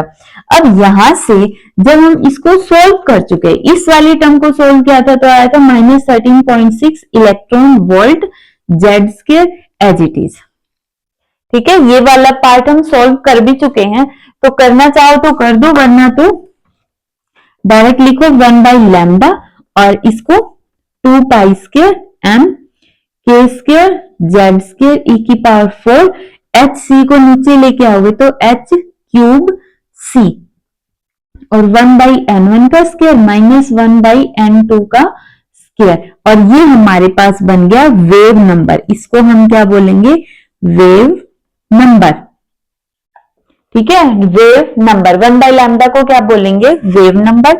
और यहां पे ये जो टर्म बच गई इसको बोल दो r, z square as it is और 1 बाई n1 का स्क्वायर माइनस 1 बाई n2 का स्क्वायर, ठीक है। नोट डाउन करो इतना, ठीक है। तो यहां से देखो जो ये R है ये क्या है हमारे पास, राइडबर्ग कांस्टेंट, राइडबर्ग कांस्टेंट, ये जो पूरा का पूरा है z स्क्वायर को छोड़ के, ठीक है, z स्क्वायर को छोड़ के जो सारी कांस्टेंट टर्म है इसको हम बोलेंगे राइडबर्ग कांस्टेंट, जिसकी वैल्यू होगी 1.09 10 रेज़ टू द पावर 7 पर मीटर, ठीक है। सिंपल। वेव नंबर हमारे पास क्या होगा, number of complete waves in unit wavelength, unit length बोल दो, यूनिट वेवलेंथ बोल दो, उसके अंदर कितनी वेव्स कंप्लीट हो चुकी है, ठीक है, वो हो गया हमारे पास वेव नंबर, ठीक है। अब हम देखते हैं ये स्पेक्ट्रल लाइंस की एटॉमिक स्पेक्ट्रा क्या होता है और उसकी कितनी स्पेक्ट्रल लाइंस है। तो अभी हमारा नेक्स्ट टॉपिक है एटॉमिक स्पेक्ट्रा। एटॉमिक स्पेक्ट्रा हमारा दो तरह का होता है। एटॉमिक स्पेक्ट्रा मींस एक एटम के अंदर किस तरह से स्पेक्ट्रा बनते हैं, कितनी कैसे कैसे ब्राइट लाइंस दिखती है, ठीक है। तो उसको समझने के लिए कि एटॉमिक स्पेक्ट्रा है क्या, यहाँ पे दो तरह के स्पेक्ट्रा होंगे, लाइन एमिशन स्पेक्ट्रा और लाइन एब्जॉर्प्शन स्पेक्ट्रा। तो इसके लिए हमने क्या लिया, एक कंटेनर ले लिया, मीन्स कोई भी एक जार लिया, उस जार के अंदर हमने क्या डाल दी, गैस डाल दी, लो प्रेशर के ऊपर हमने यहाँ पे गैस को फिल कर दिया और इसका ढक्कन हमने क्या कर दिया, बंद कर दिया, ओके। यहाँ पे ये हो गई गैस, ध्यान से समझने, इजी टॉपिक है बिल्कुल, ये हो गई गैस। तो ये जो गैस है, जब हम लाइन एमिशन स्पेक्ट्रा लेंगे तो ये स्पेक्ट्रा होता है हमारा हॉट गैस के अंदर, ठीक है। और इसके अंदर जब हम साथ में डायग्राम बना रही हूं, बस यहाँ पे जो हमने कंटेनर लिया और इसके अंदर भी हमने वही गैस को फिल कर दिया और यहां से भी इसका ढक्कन लगा के अपना क्लोज कर दिया। ठीक है। अब यहाँ पे जो ये गैस होती है ये कोल्ड गैस होती है, ये इसीलिए बना ताकि तुम डिफ्रेंशिएट कर सको कि जब हम लाइन एमिशन स्पेक्ट्रा देखते हैं तो उसके लिए हमारी गैस जो है गर्म होती है, हॉट होती है, और एब्जॉर्प्शन स्पेक्ट्रा के अंदर हमारी गैस क्या होगी, कोल्ड होगी। तो अब देखो यहां से जब हमने एमिशन स्पेक्ट्रा लेना तो यहां से इलेक्ट्रिक करंट को पास करवा दो, इलेक्ट्रिक करंट को पास करवाओ। जैसे ही इलेक्ट्रिक करंट जाएगा, देखो ध्यान से समझना, अब करंट जाएगा ना, करंट से क्या होगी, हीट प्रोड्यूस होगी। जब गैस के अंदर से करंट पास होगा हीट प्रोड्यूस होगी और उस हीट को लेके जो गैस के इलेक्ट्रॉन्स है वो एक्साइटेड स्टेट में जाएंगे। अब एक्साइटेड में कितना टाइम रहता है, 10⁻⁻⁹ सेकेंड, तो वापिस से नीचे आएंगे और जब इलेक्ट्रॉन एक्साइटेड स्टेट से ग्राउंड स्टेट में आएगा तो एनर्जी रिलीज होगी। ठीक है, मींस कोई भी इलेक्ट्रॉन है वो एनर्जी को लेके इलेक्ट्रिक करंट की वजह से इनको क्या मिल गई, हीट मिल गई, तो ये क्या करेंगे, इस हीट को लेके एक्साइटेड में गए। ठीक है, अब एक्साइटेड में गए, अब थोड़ी देर बाद कुछ सेकंड के बाद ये वापिस से आया 10⁻⁹ सेकंड, एक सेकंड का भी कितना पार्ट, इतना पार्ट। ठीक है, इसके अंदर ये वापिस आया। अब एक्साइटेड की एनर्जी ज्यादा होती है ग्राउंड के कंपैरिजन में। अब जैसे ये वापिस ग्राउंड पे आएगा यहां से क्या होगी, लाइट बाहर निकलेगी। तो यहां से जब ये करंट इसके अंदर से होता हुआ बाहर निकलेगा तो इधर क्या निकली, यहां से लाइट निकली। एक तरह से करंट नहीं निकल रहा है। अभी हम इसमें ये बोलेंगे कि इलेक्ट्रिक करंट गैस के अंदर से पास करवाया है तो गैस के अंदर से फिर कुछ लाइट हमें देखनी है कि वहां से लाइट तो निकल रही। अब जो लाइट दिख रही है तो मतलब वो विजिबल लाइट है, हमें नहीं पता उसमें कौन सी वेवलेंथ है वो एब्जॉर्ब हो चुकी है और कौन सी वेवलेंथ एमिट हुई है। तो इसको देखने के लिए हमने यहाँ पे क्या रख दिया, प्रिज्म रख दिया। जैसे ही हमने प्रिज्म देखा, वैसे तो अगर सिंपल व्हाइट लाइट होती है तो प्रिज्म के अंदर हमारे पास कितने कलर्स मिलेंगे, 7 कलर्स विद ग्योर मिलेगा। बट जब हमने इसमें देखा तो यहां से देखो, अगर पूरी लाइट होती तो सारे कलर्स होते, बट इसमें हमने देखा कि कुछ कलर्स तो यहाँ पे एमिट हो रहे हैं, जैसे मे बी ये कलर यहाँ पे एमिट हो रहे हैं। तो हमने देखा कि जैसे ही इलेक्ट्रिक करंट को गैस के अंदर से पास करवाया जाता है ये कलर हमें मिल रही है, तो इसलिए हमारे पास ये क्या हो गया, लाइन एमिशन स्पेक्ट्रा हो गया। ये कैसे मिलेगा हमें, क्योंकि करंट है, देखो करंट है तो जो बैकग्राउंड होगा वो कैसा होगा, ब्लैक बैकग्राउंड होगा, बिल्कुल ब्लैक बैकग्राउंड पे जो कलर्स हमें मिले तो इनकी वेवलेंथ को हम ब्राइट लाइन से शो कर देंगे। ब्लैक बैकग्राउंड के ऊपर कुछ ब्राइट लाइंस होगी और उनकी हेल्प से हम इसको लाइन एमिशन स्पेक्ट्रा को शो कर देंगे। हो गया। अब इसका डायग्राम यहाँ पे ये थोड़ा सा गूगल से देख के लगाया तो यहां से देख लेना। ओके, अब देखो इसके अंदर हमने क्या लिया, इसके अंदर हम क्या करेंगे, कोल्ड गैस के अंदर से व्हाइट लाइट पास करवाएंगे, व्हाइट लाइट पास करवाएंगे। अब सेम कॉन्सेप्ट है, जैसे लाइट पास करवाएंगे तो यहां से क्या होगा, वही इलेक्ट्रॉन एक्साइटेड में जाएंगे और फिर ग्राउंड के अंदर आएंगे और फिर से यहां से जो लाइट बाहर निकलेगी। बट जब हमने इस लाइट को प्रिज्म के अंदर से पास करवाया तो फिर से देखा कि यहाँ पे कुछ, जैसे हमने भी यहाँ पे जो सारी की सारी व्हाइट लाइट दी थी उसमें 7 कलर्स थे, बट यहाँ पे हमने देखा कि कुछ कलर्स मिसिंग थे, सारे कलर्स हमें नहीं मिले जब हमने प्रिज्म के अंदर से देखा। तो यहाँ पे व्हाइट लाइट है ना, तो मतलब जो बैकग्राउंड होगा वो ब्राइट होगा, ब्राइट बैकग्राउंड, और उसके अंदर जो लाइट एब्जॉर्ब होगी, जो यहाँ पे मिली थी ना वही एब्जॉर्ब हुई मिलेगी। यहां से इंडिगो गायब मिलेगा, ग्रीन गायब मिलेगा और ऑरेंज। जैसे डायग्राम दिख रहा है, पूरा का पूरा ब्राइट बैकग्राउंड और बीच में कुछ black lines. Black lines means वहां से जो वेवलेंथ की वो लाइट थी उसको गैस ने एब्जॉर्ब कर लिया।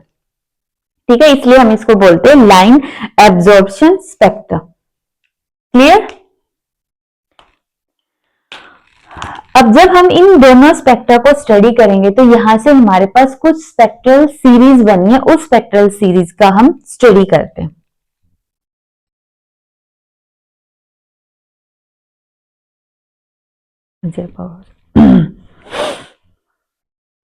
तो हमारे पास स्पेक्ट्रल लाइन्स है ये 5, लाइमन, बाल्मर, पाश्चन, ब्रैकेट, पीफन। और सबसे पहले 1885 के अंदर जो सबसे पहले जो सीरीज डिस्कवर हुई थी वो थी बाल्मर सीरीज, क्योंकि ये जो बाल्मर साइंटिस्ट है इन्होंने ये जो सीरीज ऑब्जर्व की वो थी विजिबल रेंज के अंदर। सबसे पहले यहाँ पे देखो, इस वर्ड को याद कर लो, UVIII। फर्स्ट है यू, फिर सेकंड है V, थर्ड है I, फोर्थ भी I, फिफ्थ भी I for infrared rays, V for visible, U for ultraviolet rays. ठीक है, तो फर्स्ट लाइमन सीरीज हमें मिलती है अल्ट्रावायलेट में, बाल्मर सीरीज मिलती है विजिबल रेज में, और बाकी तीनों इंफ्रारेड रेज, इंफ्रारेड लाइट के अंदर हमें दिखाई देती है, ऑब्जर्व करते हैं हम। तो ये देखो, इन तीनों लाइट में से, यूवी में से, विजिबल में और IR रेडिएशंस में से हम कौन सी लाइट को बेयर आइज से देख सकते हैं, वो है विजिबल लाइट। इसलिए बाल्मर ने 1885 के अंदर सबसे पहले बाल्मर सीरीज दे दी थी। ठीक है, अब ये सीरीज सबसे पहले देखते हैं कि मिलती कैसे है। और लाइमन सीरीज मिली थी 1906 के अंदर, मींस बाल्मर के बाद। फिर इसको फर्स्ट नंबर पे क्यों रखा है वो देखो, जब कोई भी इलेक्ट्रॉन सेकंड ऑर्बिट से फर्स्ट में आएगा, अब सेकंड ऑर्बिट से फर्स्ट में आएगा तो एनर्जी को रिलीज करेगा। ठीक है, जब इलेक्ट्रॉन क्या होता है, हायर ऑर्बिट के अंदर से E2 E1, अगर हायर ऑर्बिट से लोअर ऑर्बिट के अंदर, मींस आउटर ऑर्बिट से इनर ऑर्बिट में अगर इलेक्ट्रॉन आएगा तो एनर्जी रिलीज होगी। तो यहां से एनर्जी रिलीज होगी, या फिर थर्ड ऑर्बिट से फर्स्ट में गया, या फिर फोर्थ ऑर्बिट से फर्स्ट में गया, फिफ्थ ऑर्बिट से फर्स्ट में गया, सिक्स्थ ऑर्बिट से फर्स्ट में गया, या फिर सेवंथ ऑर्बिट से फर्स्ट में गया। अगर इलेक्ट्रॉन किसी भी higher number of excited state से, चाहे वो सेकंड होगी, थर्ड होगी, एन की वैल्यू 4, 5, 6, 7, 8, 9 जितनी भी है, जहां से इलेक्ट्रॉन अगर फर्स्ट ऑर्बिट में जाके रुक गया तो वहां से जो रेडिएशंस निकलेगी उनकी जितनी भी वेवलेंथ बनी, क्योंकि वेवलेंथ अलग अलग होगी, तो यहाँ पे क्या हो गया, N1 की वैल्यू हो गई 1, मतलब फर्स्ट ऑर्बिट में जाना चाहिए इलेक्ट्रॉन। N2 की वैल्यू हो गई 2, 3, 4, 5, 6। ठीक है, तो जब हम ये वैल्यू यहाँ पे पुट करते जाएंगे तो यहाँ पे जो वेवलेंथ बनती जाएगी उनको एक ग्रुप बना दो उनका, और उस ग्रुप का नाम होगा लाइमन सीरीज। सिंपल है। ठीक है, N1 की वैल्यू को 1 पुट करो, N2 की वैल्यू को 2, 3, 4, 5, 6 पुट करते चलो, जो जो वेवलेंथ निकलती जाएगी उनको एक ग्रुप में रख दो, लाइमन सीरीज। ठीक है, जब हमें चाहिए मिनिमम वेवलेंथ, देखो अगर हमें मिले, यहां से न्यूमेरिकल आता है, एटम के अंदर 98% चांस है कि इसी टॉपिक पे यहां से न्यूमेरिकल बनेगा। Smallest wavelength, smallest wavelength, smallest wavelength के लिए N2 की वैल्यू पुट कर दो N1 + 1, और लॉन्गेस्ट वेवलेंथ के लिए, लॉन्गेस्ट वेवलेंथ के लिए N2 की वैल्यू पुट करो इंफिनिटी। सॉरी, ये उल्टा कर दिया, N2 की वैल्यू स्मॉलेस्ट के लिए इंफिनिटी और लॉन्गेस्ट के लिए N1 + 1।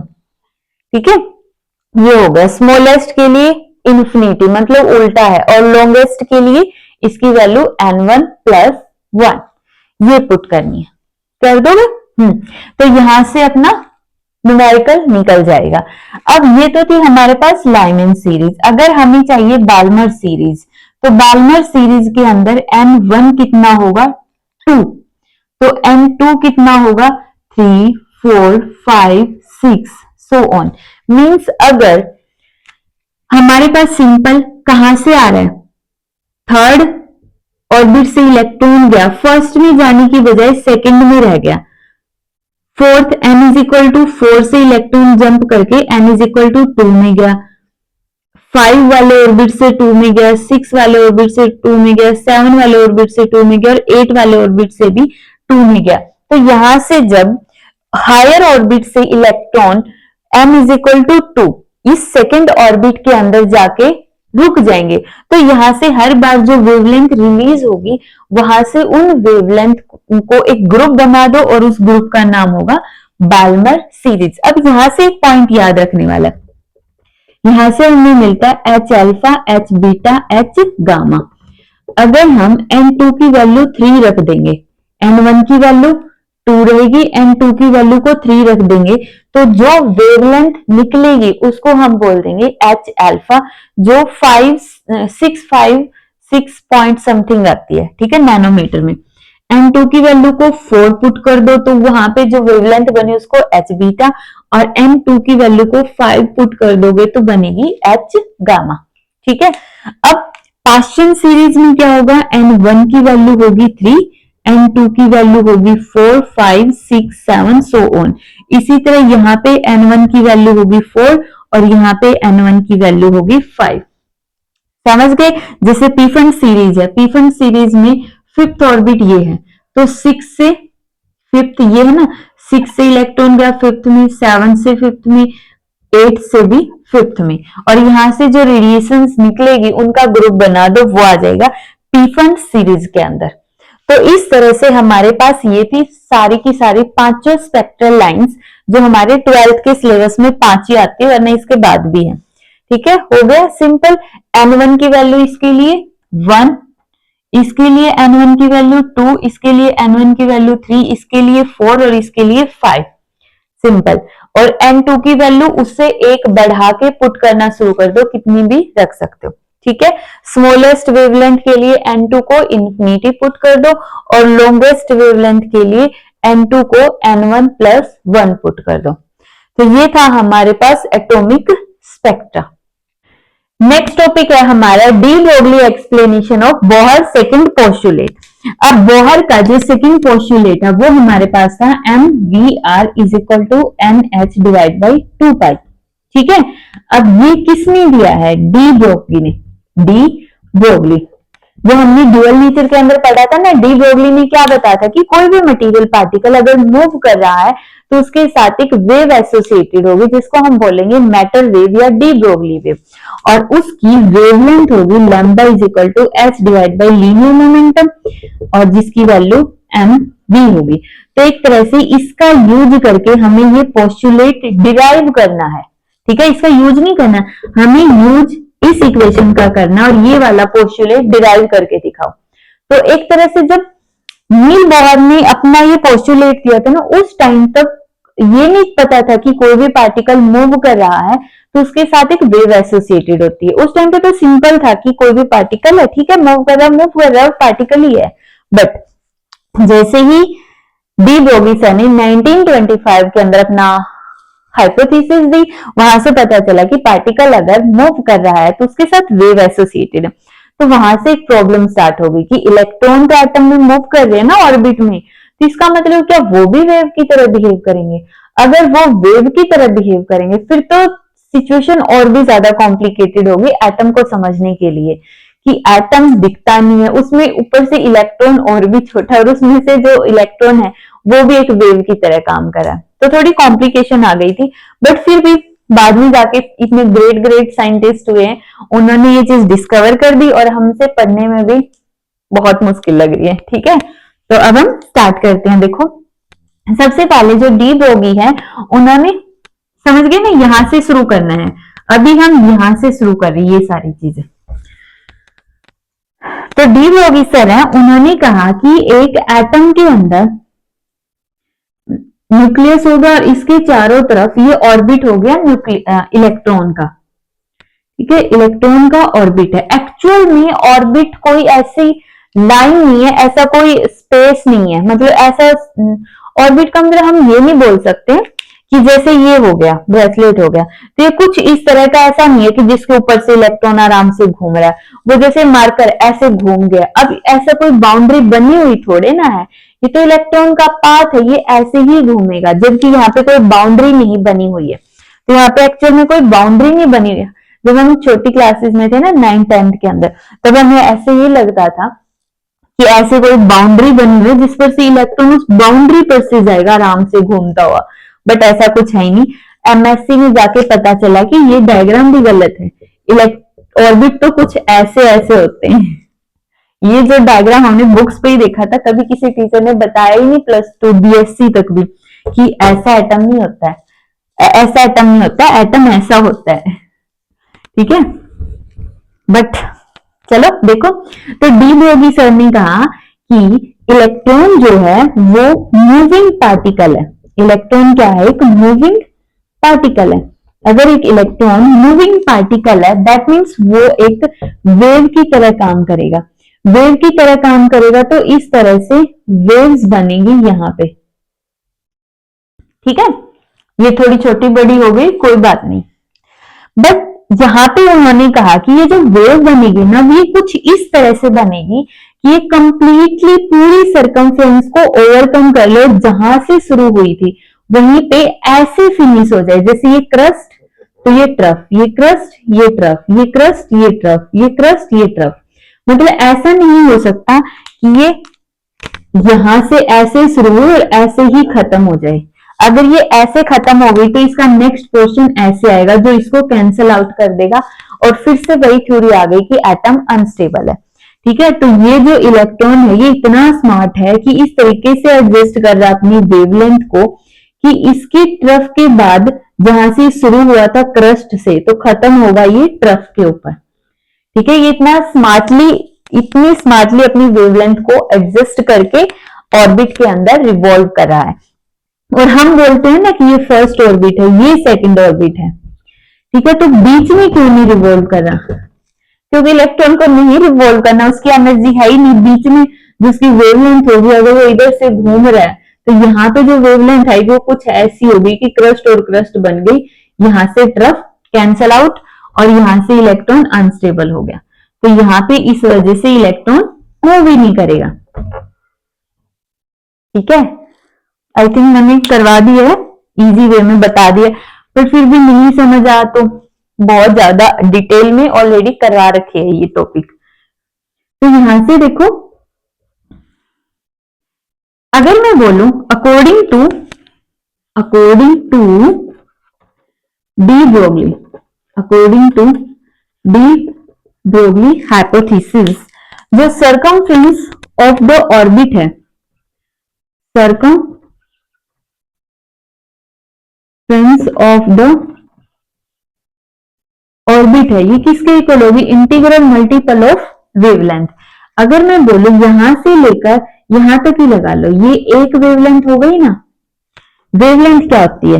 ये वाली चीज, यहां से यहां तक वेवलेंथ। ऐसे ही वैसे तो बोलते हैं डिस्टेंस बिटवीन टू क्रस्ट, या फिर डिस्टेंस बिटवीन टू ट्रफ, या फिर distance between crust and trough. तो हम सिंपल, बिल्कुल सिंपल मान के चलते हैं, यहां से यहां तक की ये लाइन जो है ये वेवलेंथ है लैम्डा। एक वेवलेंथ, फिर ये दूसरी वेव है, ये दो वेवलेंथ, फिर ये तीसरी वेवलेंथ, फिर ये चार वेवलेंथ। अब ये तो मैंने समझाने के लिए 4 बनाई है, उसमें तो पता नहीं कितनी बन रही है, तो इसलिए हमने रख दिया n लैम्डा।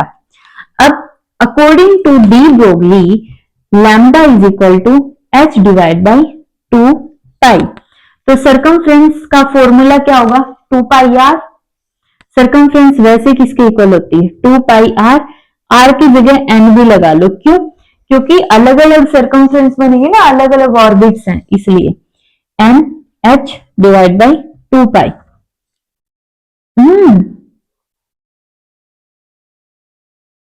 सॉरी, गलत कर दिया भाई, गलत कर दिया। लैम्डा किसके इक्वल आएगा? h divide by m v। De Broglie के अकॉर्डिंग लैम्डा किसके इक्वल है? h divide by M V, और हमारी सरकमफ्रेंस हो गई 2 pi R N is equal to N H divide by M we. Are N क्यों लिया है? क्योंकि रेडियस है फर्स्ट ऑर्बिट की, अगर हमने सेकंड ऑर्बिट ले लिया तो सेकंड ऑर्बिट की रेडियस, इसलिए हमने आर एन ले लिया।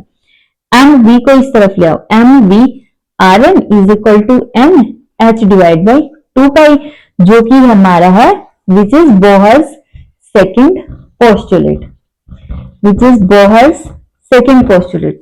बिल्कुल इजी सा टॉपिक है, बहुत टफ लगता था बहुत सारे स्टूडेंट्स को, बहुत सारे स्टूडेंट टफ लगता है, बिल्कुल इजी सा, बस समझना यही है कि यहाँ पे इलेक्ट्रॉन बहुत स्मार्ट है और वो अपनी वेवलेंथ बहुत अच्छे से एडजस्ट कर लेता है कंस्ट्रक्टिव वे में, जो कि किसके इक्वल होगी, पूरी सरकमफ्रेंस पे एन लैम्डा के इक्वल। तो यहां से इस तरीके से हमने डी ब्रोगी सर के कॉन्सेप्ट को यूज करके बोहर के सेकंड पोस्टुलेट को डिराइव कर दिया। हो गया।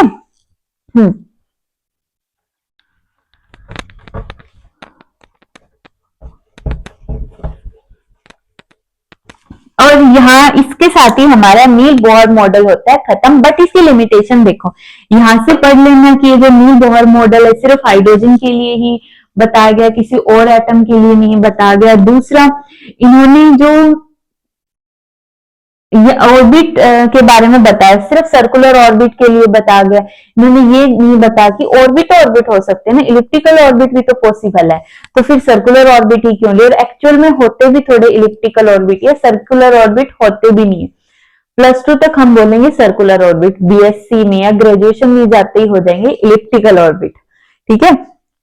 तो ये इसी के लिए क्यों एप्लीकेबल है बोहर मॉडल। उसके बाद जो फाइन स्ट्रक्चर लाइंस हमें मिली H alpha, H beta, H gamma Balmer series के अंदर, उनकी एक्सप्लेनेशन भी नील बोहर के पास नहीं थी। उसके बाद उन लाइंस की इंटेंसिटी कम होती जाती है, वो कम क्यों होती है, इनका आंसर भी इनके पास नहीं था। तो इस तरह से ये इनकी कुछ लिमिटेशंस थी, तो इनको पढ़ लेना अच्छे से और अच्छे से इस यूनिट को तैयार कर लेना। ओके।